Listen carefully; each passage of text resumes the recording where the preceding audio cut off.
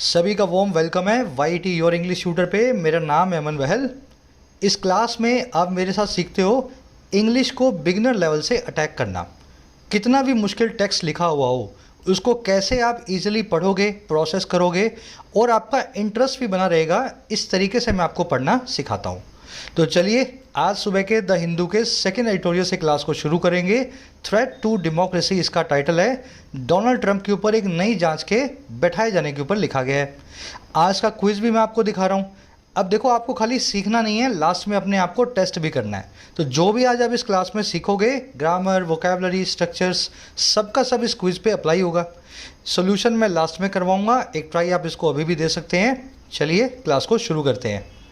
कह रहा है थ्रेट टू डेमोक्रेसी। देखिए, डेमोक्रेसी का मतलब है जनतंत्र, थ्रेट का मतलब होता है चुनौती या धमकी। कह रहे जनतंत्र के लिए, गणतंत्र के लिए, अमेरिका के संविधान के लिए एक नई चुनौती, एक नई थ्रेट आ गई है। ध्यान देने वाली चीज़ क्या है, जिसको भी थ्रेट आप देते हैं, धमकी देते हैं, चुनौती देते हैं, आप हमेशा टू लगा के बताते हैं, है ना। बात हो रही है on the US house panel probe into January 6 capital rights. बात की जा रही है अमेरिका के एक हाउस पैनल की प्रोब की। देखिए, प्रोब का मतलब है जांच, हाउस पैनल का मतलब है वहाँ के लोकसभा का एक पैनल। तो वहाँ के जो हाउस की पैनल की प्रोब हो रही है, जांच हो रही है, और जो की जा रही है जनवरी 6 में हुए उन राइट्स की, उन दंगों की जो वहाँ की कैपिटल में हुए थे। तो समझ में आ गया, डोनाल्ड ट्रंप के खिलाफ एक जांच बिठाई जा रही है कि उन्होंने शायद दंगे जनवरी 6 2021 को करवाए थे। अब इसमें देखने वाले वर्ड्स पर नज़र डालो। कैपिटल, इस पर लगा हुआ है TOL, देख रहे हो ना। दो वर्ड्स हैं अपने पास, एक है कैपिटल TAL, एक है कैपिटल TOL। कैपिटल आप जानते हैं राजधानी, किसी भी देश की राजधानी, है ना। और कैपिटल का मतलब होता है एक स्टेट लेजिस्लेचर बिल्डिंग। अब इसका मतलब क्या है, जहाँ पे किसी स्टेट की लोकसभा, किसी राज्य की विधानसभा, किसी जो है देश की, समझ गए, पार्लियामेंट बैठी है, उस बिल्डिंग को बोलते हैं कैपिटल।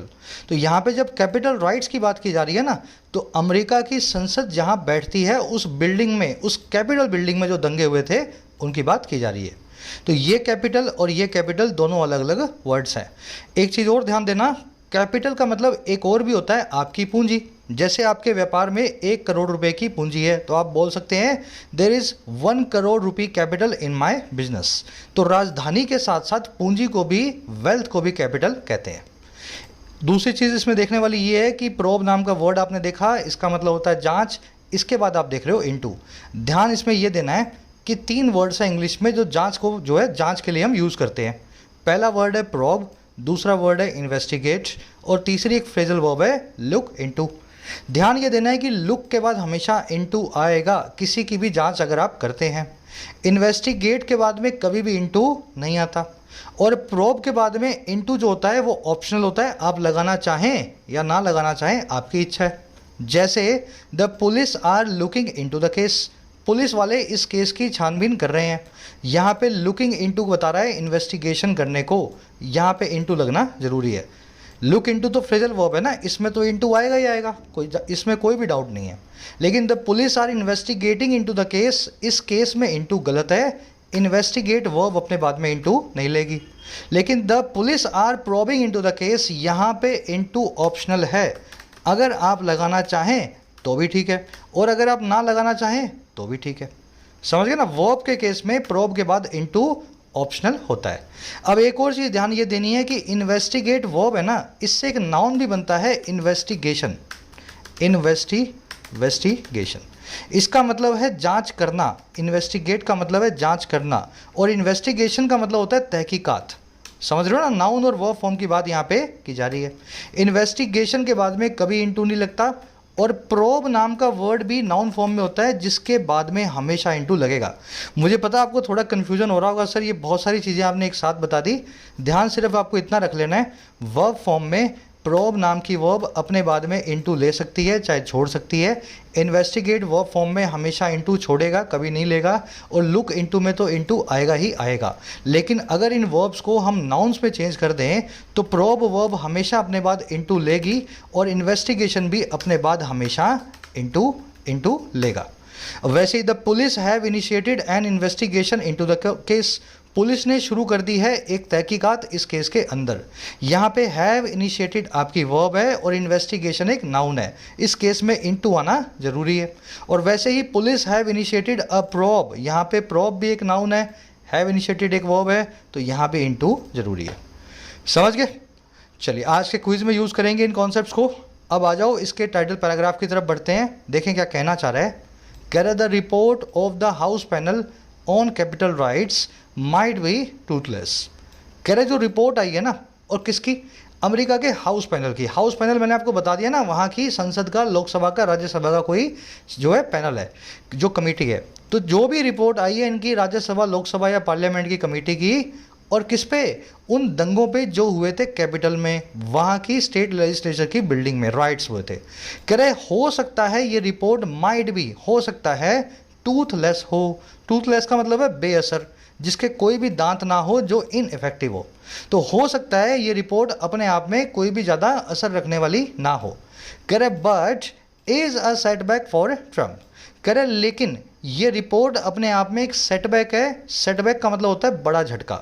एक बड़ा झटका है ट्रंप नाम के इस आदमी के लिए, अमेरिका के पूर्व राष्ट्रपति के लिए। आगे बात समझ में। रिपोर्ट की दो वर्ब्स हैं, पहली है माइट बी, दूसरी रिपोर्ट की वर्ब है बट कंजंक्शन के बाद इज। बट एक फैन बॉयज कंजंक्शन है, आप जानते हो फैन बॉयज कंजंक्शन, लिख दूं नाम सबके फटाफट यहाँ पे। बट एक फैन बॉयज कंजंक्शन है जिनके पहले हमेशा आपको कॉमा लगाना होता है। फैन बॉयज सबको करवा चुका हूँ, मेरे ख्याल से सबको आना चाहिए। एफ से फॉर, ए से एंड, एन से नॉर, बी से बट, ओ से और, वाई से येट, एस से सो। अगर ये कंजंक्शंस कहीं मिल जाएं तो इनसे पहले आपको कॉमा का इस्तेमाल ज़रूर करना है, अगर उनके बाद में एक क्लोज को रखा गया है। चलिए टूथलेस समझ गए, जिसमें टूथ ना हो, जिसके दांत ना हो। टूथलेस मतलब बेअसर, जिसका कोई भी असर ना निकले। अब एक काम करते हैं, आगे बढ़ के फटाफट से इस आर्टिकल की सारी वोकैबुलरी पर नज़र डालते हैं, ताकि अपने इसको स्मूथली पढ़ते जाएं, है ना। एग्जाम्स की तैयारी अगर करना चाहते हो मेरी गाइडेंस में, तो जल्दी से डाउनलोड कर लो YT your English tutor app को। आपकी अपनी एप्लीकेशन है, कमेंट सेक्शन में इसका लिंक डाल दिया है। आगे मुझे ज्वाइन कर सकते हो बैंकिंग, SSC और राइटिंग स्किल्स के कोर्स में। बैंकिंग कोर्स में पूरा बैंकिंग का सिलेबस करवा देंगे आपको प्रैक्टिस सेट्स के साथ। क्लैरिकल, PO, प्रीलिम्स, मेन सारा सिलेबस कवर रहेगा।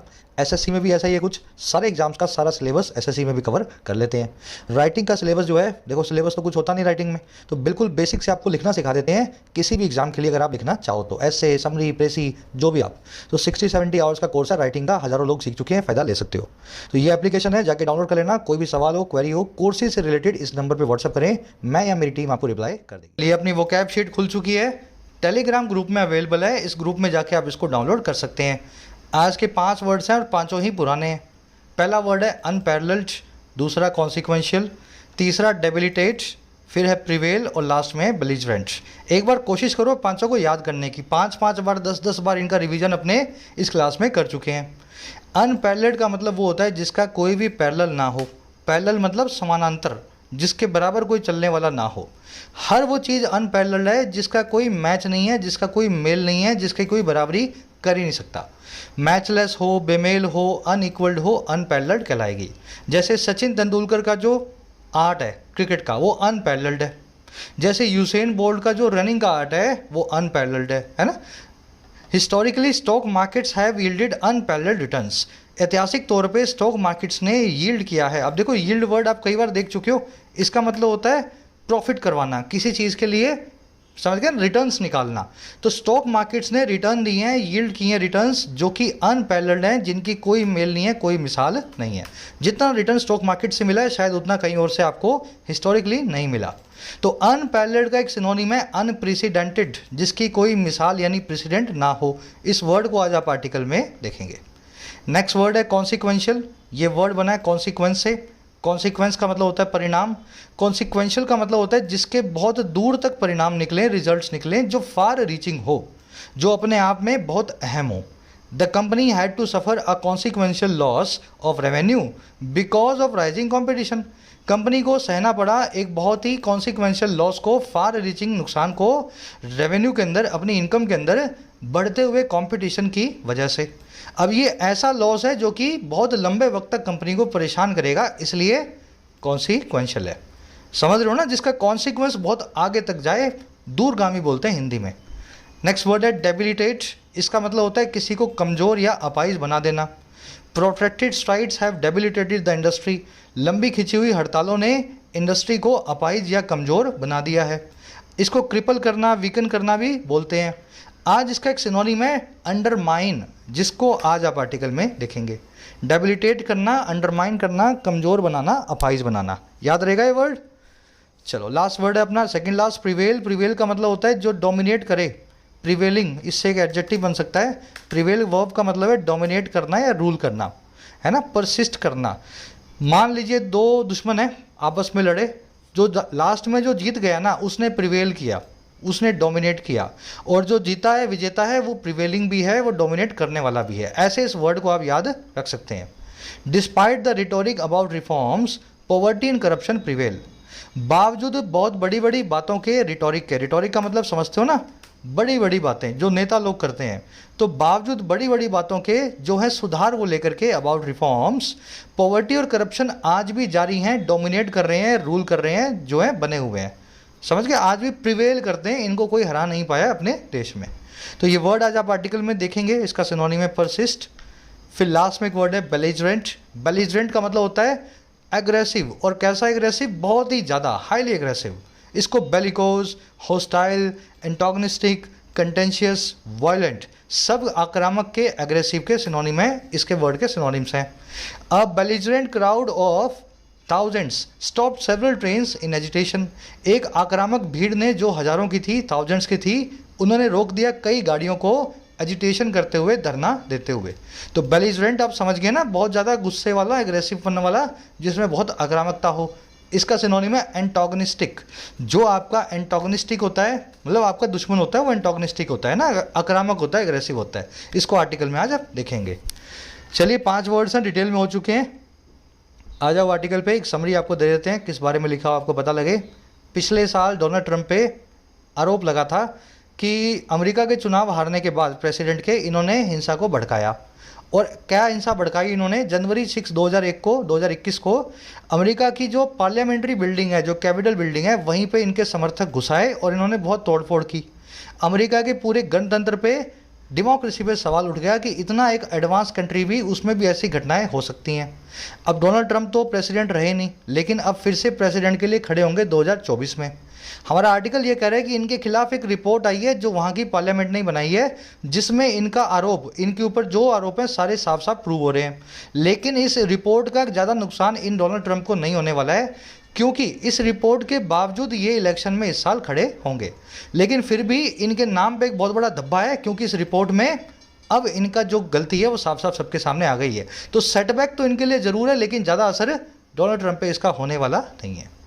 आज की टोन एनालाइज करके बता रहा है रिपोर्ट कैसे नुकसान और क्या फ़ायदा करेगी। चलिए आर्टिकल को शुरू करते हैं। एनालाइजिंग टोल का आर्टिकल आज का कह रहे द बाई पार्ट। अब देखो जिस तरीके से पढ़ रहा हूँ ना, आप घर पे भी इस तरीके को फॉलो कर सकते हैं, है ना। कह रहे the by partition congressional committee looking into the deadly January 6, 2021 attack by a mob on the very seat of the houses of the US Congress has painted a clear picture of the attempt by former President Donald Trump and his allies to overturn the results of the 2020 presidential election. Even if that meant he might damage the US government and purposefully instigate violence to cling on to power. देखो sentence बहुत लंबा है, अभी और भी लंबा चलेगा। आप इतना करो, ये शुरू वाली जो 2-3 सेंटेंस है ना, 2-3 लाइन है, इसी को पहले प्रोसेस करते हैं अपने, ठीक है, फिर आगे बढ़ते जाएंगे। कह रहे हैं कि जो बाई पार्टीशन कांग्रेसनल कमेटी है, बाई पार्टीशन का मतलब होता है जिसके 2 पार्ट्स हों, जिसके 2 हिस्से हों, जिसमें सिर्फ एक पार्टी नहीं बैठी, दोनों पार्टियों के लोग बैठे हैं इस कमेटी के अंदर। और कांग्रेसनल का मतलब है अमेरिका की संसदीय है ना। तो क्या अमेरिका की जो एक मिली जुली संसदीय कमेटी है, कांग्रेसनल कमेटी है, वो कमेटी जो लुक इनटू करने वाली है। अब ये एक एडजेक्टिव है, कमेटी लुकिंग इनटू, वो कमेटी जो इन्वेस्टिगेट या तहकीकात कर रही है। और किसके अंदर, उस डेडली, उस घातक जनवरी 6, 2021 के अटैक के अंदर। और कौन से अटैक थे, जो एक मॉब के द्वारा किए गए, एक भीड़ के द्वारा किए गए। और किस पे, उन्हीं सीट पे हाउसेस की, यूएस कांग्रेस की, very seat of the houses of the US Congress, जहाँ पे ये बैठे हैं, इसी हाउस की इन्हीं सीटों पे ये मॉब का अटैक किया गया था। कह रहा है ये जो है ना बाई पार्टीशन कमेटी, इस कमेटी ने जो इस तरह से इन्वेस्टिगेट कर रही है, इसने पेंट किया है एक साफ पिक्चर को, इसने एक साफ तस्वीर हमें दिखाई है। और किसकी भाई? ऑफ लगा के बताएगा। उस अटेम्प्ट की दिखाई गई है जो लिया गया था फॉर्मर प्रेसिडेंट डोनाल्ड ट्रंप और उनके चेले चपाटों के द्वारा, उनके अलाइज के द्वारा, उनके दोस्तों के द्वारा। और क्यों? ताकि वो ओवरटर्न कर सकें। अब टू ओवरटर्न बता रहे हैं उनके मकसद को, ताकि वो ओवरटर्न कर सकें, उलट सकें, और सारे के सारे उस रिजल्ट को, परिणाम को, नतीजे को जो आए थे 2020 के प्रेसिडेंशियल इलेक्शंस के। समझे? इतना प्रोसेस करेंगे फिर अपने आगे बढ़ेंगे। एक बार इसको मैं रिपीट कर रहा हूँ।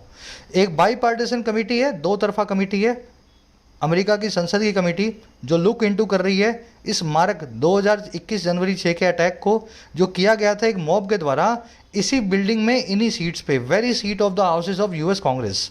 कह रहा है इस कमेटी ने ना जो इस तरह से काम कर रही है, इसने साफ पिक्चर को दर्शाया है, पेंट किया है तस्वीर को, उस अटेम्प्ट की, उस कोशिश की जो डोनाल्ड ट्रंप और उनके अलाइज के द्वारा, उनके फॉलोअर्स के द्वारा की गई थी, और कोशिश की गई थी टू ओवरटर्न करने के लिए, औंधा पलट देने के लिए, कैंसिल कर देने के लिए 2020 के जो राष्ट्रपति के चुनाव हैं उनके रिजल्ट्स को।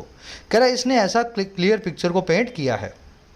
कह रहा है इवन इफ, यहाँ तक कि अगर दैट मेंट, ये मेंट करता है, इस पूरी बात का नतीजा ये निकलता है कि ये जो आदमी है ये डैमेज कर सकता है, ही माइट डैमेज, और किसको? यूएस की गवर्नमेंट को, और पर्पसफुली, पूरे पर्पस के साथ में इंस्टिगेट कर सकता है वायलेंस को, भड़का सकता है हिंसा को। इंस्टिगेट का मतलब होता है भड़का देना। और क्यों? क्लिंग ऑन टू करने के लिए, जकड़े रहने के लिए पावर को, वहाँ की सत्ता को। और कैसे कर सकता है?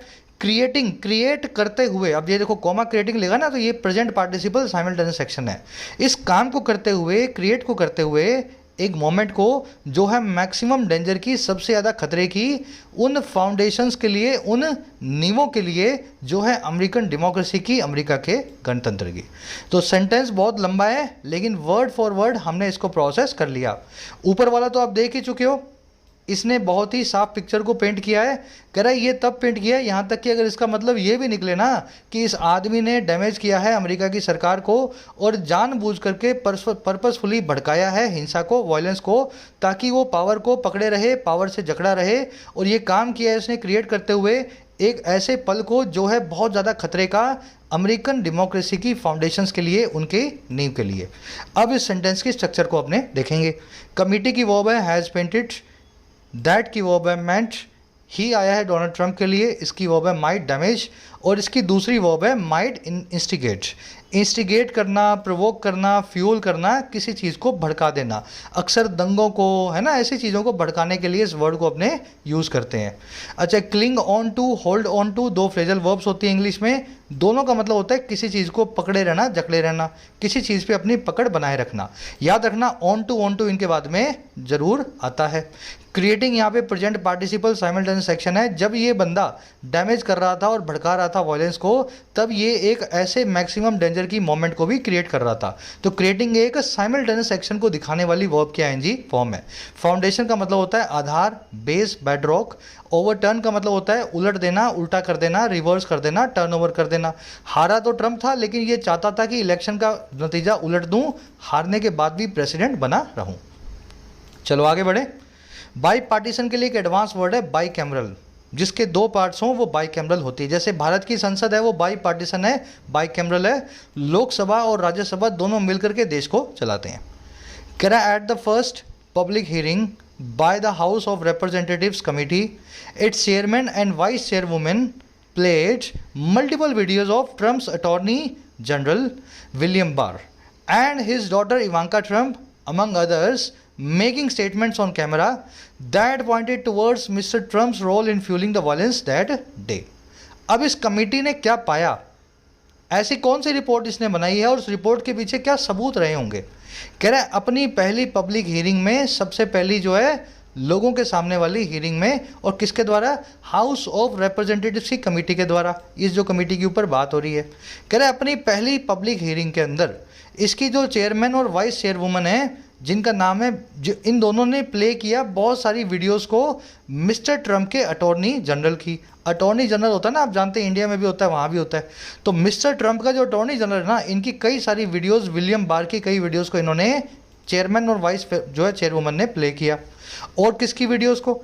उसकी डॉटर इवांका ट्रम्प की वीडियोस को भी प्ले किया, जो कई लोगों में से एक है, अमंग अदर्स। इनके अलावा कई और लोग भी थे, तो उनमें से अमंग है ये दोनों बंदे। अब ये कैसी स्टेटमेंट्स हैं, कैसी वीडियोस हैं? ये वो वीडियोस हैं जो स्टेटमेंट को मेक करती हैं ऑन कैमरा, और वो स्टेटमेंट्स जो पॉइंट करती हैं, इशारा करती हैं तरफ मिस्टर ट्रम्प के रोल की, मिस्टर ट्रम्प की भूमिका की, फ्यूल करने में, भड़काने में इस हिंसा को, वायलेंस को दैट डे, उस दिन। तो कमेटी ने सबके सामने ऐसी वीडियोस को चला के बताया कि ट्रम्प का अटॉर्नी जनरल और उनकी बेटी और दूसरे भी कई लोग जो हैं ऐसी वीडियोस, ऐसे स्टेटमेंट्स दे रहे थे जिनसे पता लगता है कि ट्रम्प चाहते हैं कि वायलेंस भड़के और ये प्रेसिडेंट बने रहें। चेयरवुमन एंड वाइस चेयरमैन और वाइस चेयरवुमन की वर्ब है प्लेड, दैट की वर्ब है पॉइंटेड, दैट आया है इन मल्टीपल वीडियोज़ के लिए। ट्रम्प के रोल की वर्ब है कोई वर्ब नहीं है, ये टूवर्ड्स नाम की प्रेपोजिशन का ऑब्जेक्ट है, ट्रम्प का रोल है ना, इसको हटा देते हैं, कोई सब्जेक्ट ऑब्जेक्ट तो है नहीं। फ्यूल करना, भड़काना, इन्वेस्टिगेट करना, इंस्टिगेट करना, प्रोवोक करना, सब एक दूसरे के सिनोनिम है। इंस्टिगेट, प्रोवोक, फ्यूल, भड़का देना है ना, तो ये फ्यूलिंग जो इन प्रेपोजिशन का ऑब्जेक्ट है, एक जो है भड़काने वाली जेरेंड की बात कर रहा है ना, जेरेंड है यहाँ पे।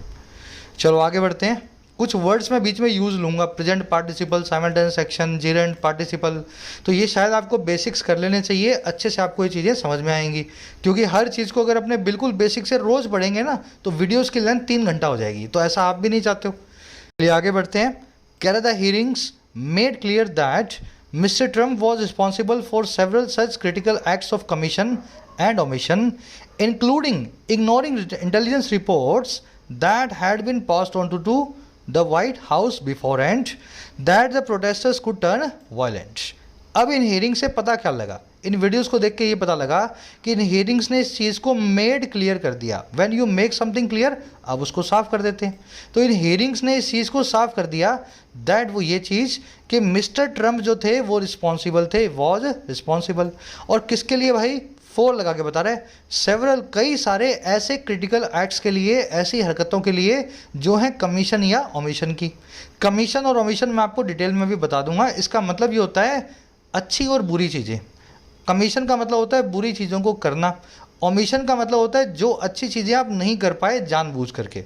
तो ट्रम्प को रिस्पॉन्सिबल यही पाया कि इन्होंने कई तो गंदे काम किए हैं और कई अच्छे काम जो ड्यूटीज़ थी इन्होंने की नहीं उस दिन। कह रहा है जिसमें क्या क्या शामिल है, इंक्लूडिंग क्या क्या है?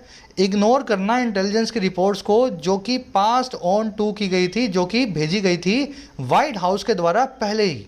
तो वाइट हाउस के पास कई सारी इंटेलिजेंस रिपोर्ट आई थी बिफोर हैंड, पहले ही आई थी, दैट वो ये कि प्रोटेस्ट जो हैं वो टर्न कर सकते हैं, बदल सकते हैं, वायलेंट हो सकते हैं, आक्रामक हो सकते हैं।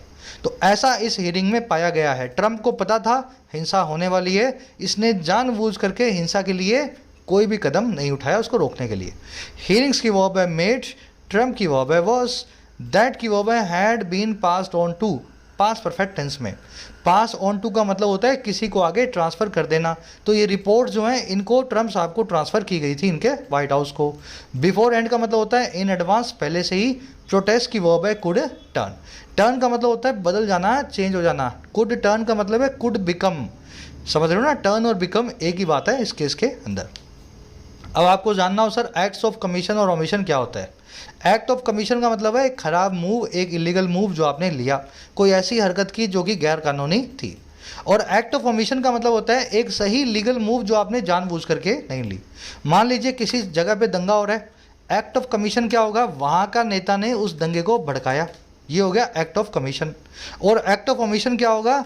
पुलिस को भी आने से रोक लिया, stopped the police, stop the police. तो दो तरफ से गंदे काम किए, एक तो दंगे को भड़काया, ये हो गया एक्ट ऑफ कमीशन, गलत काम को किया। और दूसरा गलत काम ये किया कि सही काम को होने से रोक दिया, पुलिस को आने से रोक दिया, एक्ट ऑफ ओमिशन। डिटेल में समझ गए ना? चलो कह रहा है critically Mr Trump refuse to intervene, for example by deploying the national guard as the rioting got out of control and far right group such as the Proud Boys unleashed organized violence after a rally near the capital, resulting in some deaths, defacement of public property, and an unprecedented security threat to members of Congress in the building। अब कह रहा है ये act of commission और omission का फ़र्क क्या हुआ, इसका फ़ायदा, इसका नुकसान क्या हुआ? कह रहा है अगर क्रिटिकली अगर देखा जाए ना, अगर आप आलोचनात्मक तौर पे देखो, आलोचना करते हुए, कि ट्रंप ने ना रिफ्यूज़ कर दिया था कि मैं इंटरवीन नहीं करूंगा, मैं पुलिस को आगे नहीं लाऊंगा। इंटरवीन करने का मतलब होता है दखल अंदाजी करना। तो ट्रंप का सबसे बड़ा गुनाह ये है कि इसने इंटरवीन करने से मना कर दिया। अब इसका एग्जाम्पल क्या है? फॉर एग्जाम्पल, डिप्लॉय करके काम पे लगा के नेशनल गार्ड को, तो वहाँ की पैरामिलिट्री फोर्स को डिप्लॉय करने से इसने मना कर दिया, होने दो वायलेंस जितनी होती है। और कैसे? जैसे जैसे एज जो राइटिंग जो थी, जो दंगाई जो थे, आउट ऑफ कंट्रोल हो गए, हाथों से निकलते गए। और फार राइट जो ग्रुप्स हैं, फार राइट का समझते हो ना, मतलब आप जो बहुत ज़्यादा कंजर्वेटिव्स हों, जो ट्रंप की पार्टी को सपोर्ट करें, तो कह रहा है एक्सट्रीमली कंजर्वेटिव जो फंडामेंटल ग्रुप जो हैं, जैसे कि प्राउड बॉयज़ नाम का एक ग्रुप है, इन ग्रुप्स ने अनलीश कर दिया, बेलगाम छोड़ दिया ऑर्गेनाइज्ड वायलेंस को, प्लान करके की गई हिंसा को। और कब? एक रैली के बाद जो हुई थी नियर द कैपिटल, वहाँ की संसदीय बिल्डिंग के बाद पास में। और ये सारी वायलेंस कैसे अनलीश हुई सर? ये अनलीश हुई रिजल्ट इन होते हुए इस नतीजे में। रिजल्ट इन होने का मतलब होता है ये नतीजा निकलना। इसका नतीजा ये निकली कुछ मौतें इससे, पहली हुई सम डेथ्स, फिर कुछ पब्लिक प्रॉपर्टी की डिफेसमेंट हुई, उसका नुकसान हुआ, उसको डैमेज हुई। और एक ऐसी सिक्योरिटी थ्रेट आ गई जो अनप्रेसिडेंटेड थी, जो अभूतपूर्व थी, जिसका कोई प्रेसिडेंट, कोई मिसाल था ही नहीं। और ये थ्रेट किन के लिए थी? टू लगा के बता रहे हैं, कांग्रेस के मेंबर्स के लिए, वहाँ के एमपीज के लिए, उस बिल्डिंग में जो बैठे थे। आई बात समझ में? तो आलोचनात्मक तौर पे ट्रंप ने मना कर दिया, मैं बिल्कुल भी इंटरवीन नहीं करूंगा। एक एग्जांपल इसका ये है कि इन्होंने डिप्लॉय करने से मना कर दिया नेशनल गार्ड को। और ये भी तब जब राइटिंग जो है आउट ऑफ कंट्रोल होती जा रही थी, दंगाई जो आगे बढ़ते जा रहे थे। और फार राइट ग्रुप जो थे, ट्रंप के जो सपोर्टर ग्रुप थे, प्राउड बॉयज़, इन्होंने बेलगाम कर दिया, अनलीश कर दिया, खुला छोड़ दिया ऑर्गेनाइज्ड वायलेंस को, प्लान करके की गई हिंसा को। और कब? एक रैली के बाद जो वहाँ की संसदीय बिल्डिंग के पास में हुई थी। और ये वायलेंस रिजल्ट इन हुई कई लोगों की मौतों में, पब्लिक प्रॉपर्टी की डैमेज में, डिफेसमेंट में, और एक ऐसी सुरक्षा जो है थ्रेट में, चुनौती में, जो अनप्रेसिडेंटेड थी, अभूतपूर्व थी, कभी नहीं देखी गई थी वहाँ के एमपीज़ के लिए जो बिल्डिंग में उस वक्त मौजूद थे। अब मेरे ख्याल से सेंटेंस आप समझ चुके हो। ट्रंप साहब की वर्ब है रिफ्यूज्ड, राइटिंग यहाँ पे दंगे की बात हो रही है, इसकी वर्ब है गॉट। फार राइट ग्रुप्स की वर्ब है अनलीश। अनलीश का मतलब होता है लीश को खोल देना। लीश का मतलब ही होता है लगाम। किसी गधे की, कुत्ते की, घोड़े की जो लगाम होती है उसको बोलते हैं लीश। अगर किसी जानवर को अनलीश कर रहे हो तो आप उसको बेलगाम कर रहे हो, आप उसको खुली छूट दे रहे हो, जा जिसको मारना है, जिसको काटना है काट। तो वायलेंस को अनलीश करने का मतलब है इन्होंने बेलगाम वायलेंस करके दिखाई इन लोगों ने। डिफेसमेंट का मतलब होता है किसी चीज़ का फेस डी कर देना, किसी चीज़ का नक्शा ही बदल देना, तोड़ फोड़ करना, डिसफिगरमेंट कर देना। किसी मूर्ति का हाथ तोड़ दिया, किसी पार्क में बेंच की एक पाँव तोड़ दी। डिफेसमेंट, डिसफिगरमेंट या डैमेज है ना, तोड़ फोड़। समझ गए ना? इस वर्ड को ऐसे समझना है आपको। अनप्रेसिडेंटेड, जिसका कोई प्रेसिडेंट ना हो, जो अभूतपूर्व हो, जिसकी कोई मिसाल ना हो। मैचलेस, अनपैरेलल्ड भी इसको आप बोल सकते हैं। चलिए आ जाइए नेक्स्ट सेंटेंस पे, नेक्स्ट पैराग्राफ में। कह रहा है the January 6 assault came directly on the heels of one of the most vicious elections campaigns waged by Mr. Trump and his Republican acolytes। कह रहा है जनवरी 6 का जो असॉल्ट है वो सीधे सीधे आया बिल्कुल on the heels of. On the heels of का मतलब होता है बिल्कुल पीछे पीछे, किसी की एड़ियों के पीछे लगे लगे। तो ये जो जनवरी 6 का जो असॉल्ट था ये बिल्कुल पीछे पीछे आया, और किसके? आज तक के सबसे ज़्यादा विशियस, सबसे ज़्यादा खूंखार चुनावी अभियानों के। और वो अभियान चुनावी जिनको वेज किया गया था, जिनको शुरू किया गया था, भड़काया गया था मिस्टर ट्रंप और उनके रिपब्लिकन पार्टी के फॉलोअर्स यानी कि एकोलाइट्स के द्वारा। तो ये असॉल्ट कब हुआ? पहले बहुत ही खूंखार चुनावी अभियान हुए अमेरिका में, उसके बाद में ये जनवरी 6 का अटैक हुआ था वहाँ की संसदीय बिल्डिंग में। असॉल्ट की वर्ब है केम। ऑन द हील्स ऑफ का मतलब होता है इमीडिएटली आफ्टर या इमीडिएटली फॉलोइंग, बिल्कुल पीछे पीछे। ये एक फ्रेज है इंग्लिश में। गलती इसमें होती है एट द हील्स ऑफ लिख करके आपको दे देते हैं, इसको पहचानना पड़ेगा आपको। ये फ्रेज का नाम ही है ऑन द हील्स ऑफ, है ना। एट द हील्स ऑफ ऐसा कुछ भी इसमें नहीं आएगा। Wage a war, wage a campaign का मतलब होता है किसी कैंपेन, किसी वॉर, किसी अभियान को शुरू करना या इंस्टिगेट करना। जब आप एक वॉर को वेज कर रहे हैं तो समझ लेना उस वॉर को आप ही ने शुरू किया और आप ही उसको आगे भड़का रहे हैं, है ना। विशेष मतलब खूंखार। एकोलाइट आपके लिए एक नया वर्ड है, इसका मतलब होता है आपका अंध भक्त। भक्त लोग होते हैं ना, उनको बोलते हैं एकोलाइट्स, फॉलोअर्स या असिस्टेंट्स। चलो आगे बढ़े। Correct not only saw them denigrating minorities, women and US's involvement in multilateral and regional organizations, but also led to a targeted misinformation campaign against the poll results over the fact that ballot votes and runoff campaigns elections in some states impacted the final outcome of a win for President Joe Biden. अब हुआ क्या था, इन लोगों ने सबने मिलकर किया क्या था इस इलेक्शन अभियान में? कह रहे इस अभियान ने ना केवल देखा, इट नॉट ओनली सॉ, और क्या इन लोगों को, देम को, एक्रोलाइट्स को डेनिग्रेट करते हुए, तुच्छ मानते हुए। डेनिग्रेट करने का मतलब होता है किसी को बहुत बुरे से तुच्छ बना देना, बिलिटल कर देना, डिफेम कर देना, स्लेंडर कर देना। तो इन लोगों ने इन अभियान में देखा इन लोगों को ना केवल तुच्छ बताते हुए, बहुत ज़्यादा आलोचना करते हुए, एक तो वहाँ के अल्पसंख्यकों की, माइनॉरिटीज़ की, दूसरा वहाँ की औरतों की, और तीसरा अमेरिका की इन्वॉल्वमेंट को लेकर के जो थी मल्टीलैटरल और रीजनल ऑर्गेनाइजेशंस में। अमेरिका WHO का पार्ट क्यों है, अमेरिका इस मल्टीलैटरल रीजनल ऑर्गेनाइजेशन का हिस्सा क्यों है, हर चीज़ में अमेरिका की भागीदारी को इन्होंने गलत बताया। तो एक तो ना केवल इस चीज़ को देखा, बल्कि ये लीड टू भी कर गया ये चुनावी अभियान एक टारगेटेड मिस इन्फॉर्मेशन कैंपेन की तरफ, एक पहले से प्लान किए हुए गलत इन्फॉर्मेशन के अभियान की तरफ। और किसके खिलाफ था ये अभियान? पोल के रिजल्ट के खिलाफ था, चुनाव के नतीजों के खिलाफ था। और किस फैक्ट के ऊपर? इस बात के ऊपर, इस तथ्य के ऊपर कि बैलेट वोट जो हैं, पत्र से यानी लेटर से दिए जाने वाली जो पोस्टिंग है जो अमेरिका में होती है, और जो रन ऑफ इलेक्शंस है, रन ऑफ इलेक्शंस मतलब बाय इलेक्शन समझ लो, जो जहाँ पे कोई सीट आती नहीं है किसी की भी डिसाइसिवली और फिर से इलेक्शन करवाया जाता है। तो इनका ये फैक्ट था कहने का कि जो बैलेट वोट्स हैं, जो लेटर के द्वारा मेल से वोट्स आए हैं, और जो री इलेक्शंस हैं कुछ स्टेट्स में अमेरिका की, इन्होंने इम्पैक्ट कर दिया आखिरी नतीजे को एक जीत के तौर पे प्रेसिडेंट जो बाइडन के लिए। तो ऐसा हुआ, इस वॉर में इन सब लोगों को बुरा बताया गया, अमेरिका की WHO में, नाटो में इन्वॉल्वमेंट को भी बुरा बताया गया।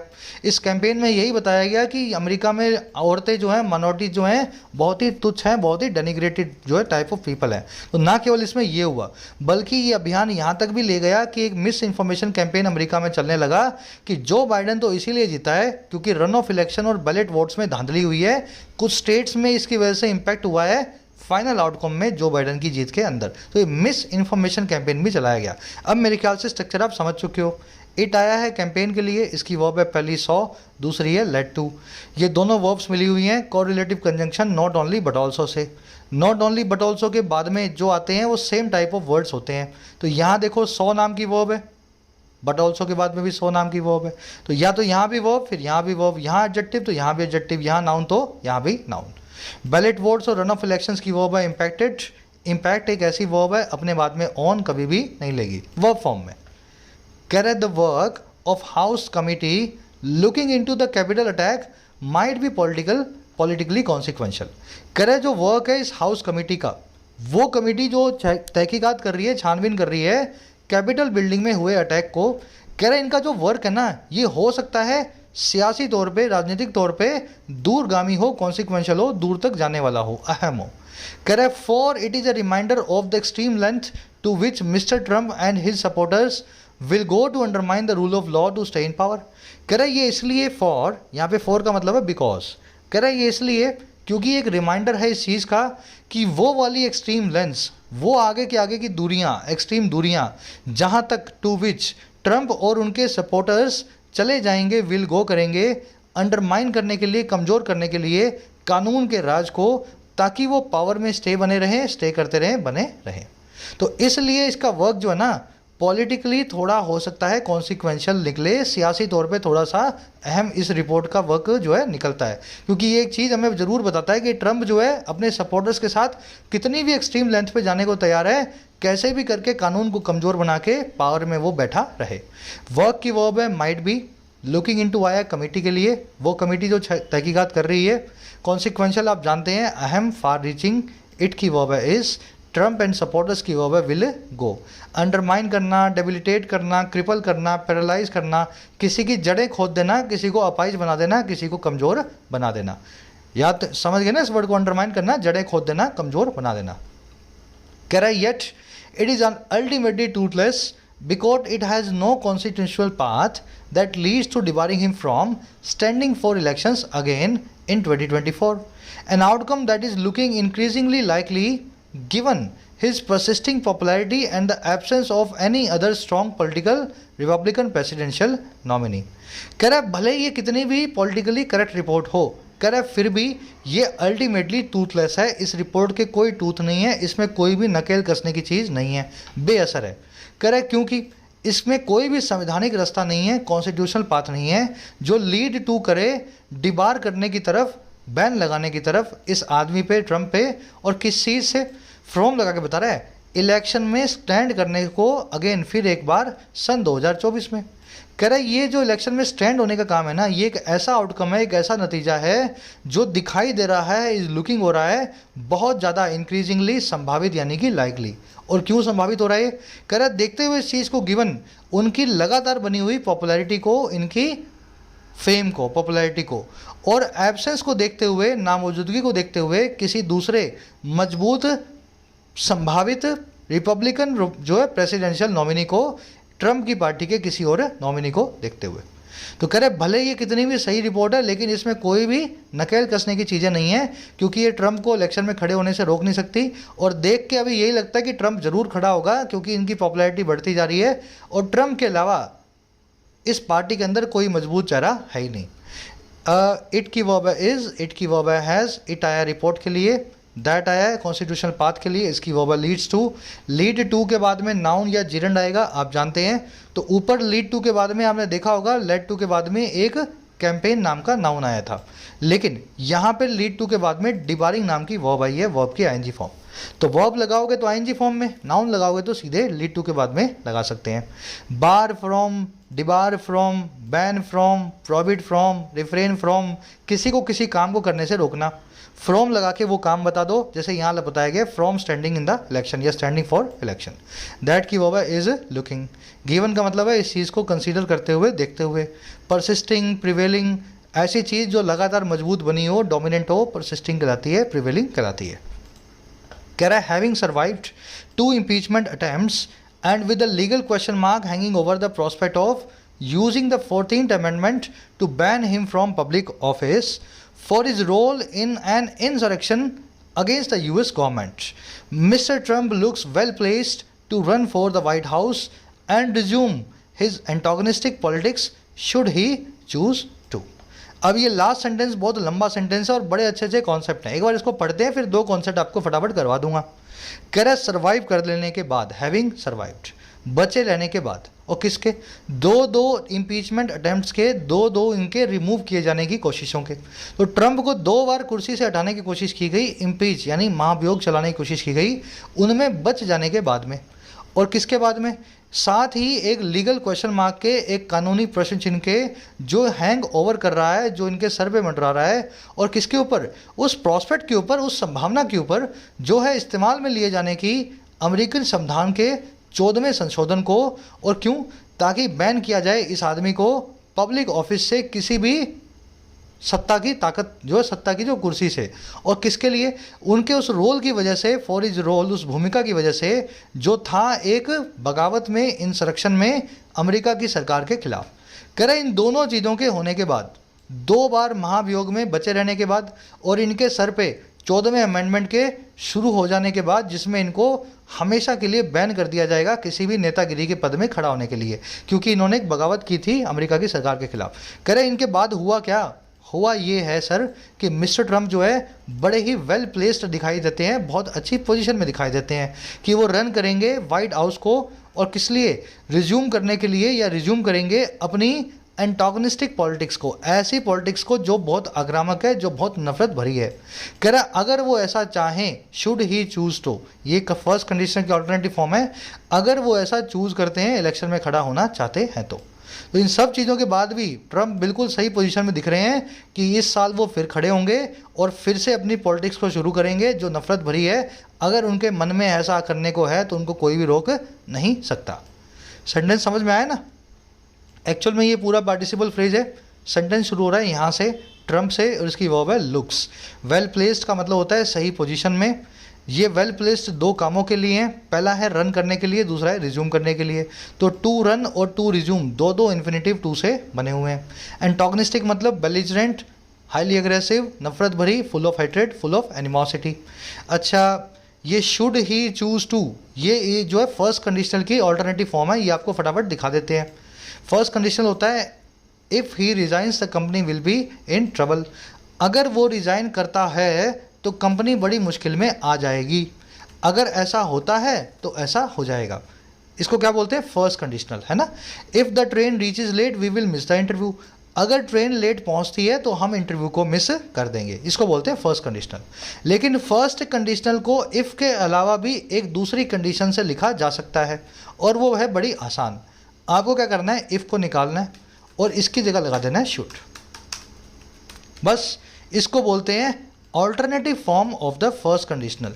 ये वैकल्पिक फॉर्म है। आप चाहो तो इस फॉर्म को भी यूज़ कर सकते हो, बिल्कुल सही होती है। लेकिन इसमें गलती हो जाती है कुछ लोगों से, हमेशा होती है, ध्यान रखना।